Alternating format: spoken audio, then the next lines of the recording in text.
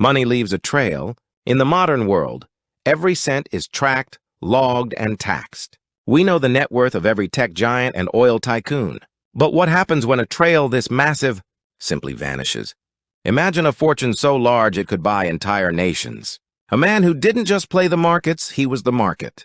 In the mid-19th century, while the world was distracted by wars and revolutions, one individual quietly amassed a wealth estimated at over $200 billion in today's currency. Yet, you won't find his name in your history books.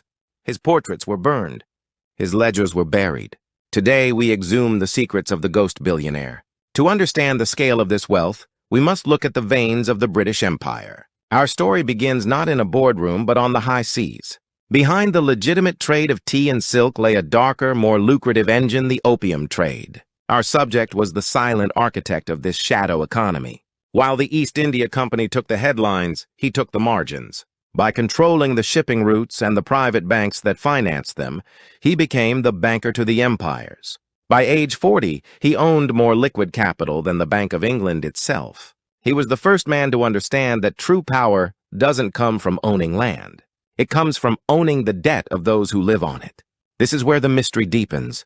During the Napoleonic Wars and the American Civil War, someone had to fund the chaos. The ghost billionaire leveraged his fortune to lend to both sides. He became the master of sovereign debt. When kings needed cannons, they came to him. When republics needed railroads, they signed his contracts.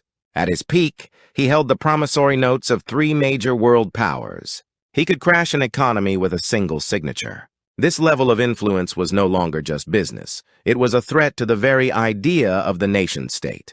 Why did history forget him? The answer lies in the erasure. Power this absolute is dangerous. His sudden death in 1892, his family, under immense pressure from the crown, began a systematic liquidation of his public identity. His massive holdings were split into thousands of shell companies. His private archives were classified as state secrets. It was a classic case of damnatio memoriae, the Roman practice of erasing someone from history to prevent them from becoming a martyr or a legend. They wanted us to believe that wealth like this couldn't exist in the hands of one man. They wanted the trail to go cold. Wealth of that magnitude never truly disappears. It just changes form.